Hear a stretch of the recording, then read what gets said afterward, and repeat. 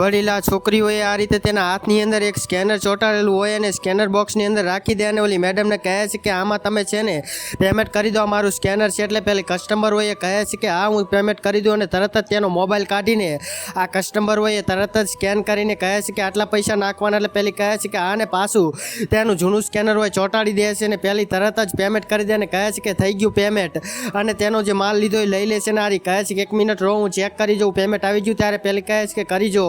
એટલે આ છોકરી તરત જ ચેક કરે છે અને કહે છે કે અરે મેડમ હું તમને એક વાત કહું, આમાં તો પેમેન્ટ આવ્યું જ નથી. ત્યારે પેલી કહે છે કે શું વાત કરો છો, પેમેન્ટ તો મેં કરી દીધું છે.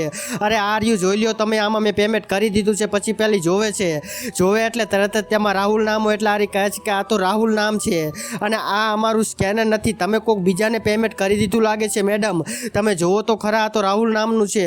એકચ્યુઅલીમાં અમારે તો અહીંયા કણે વિવેક નામનું છે ને, એ રીતે છે એમ કહેવા લાગે છે.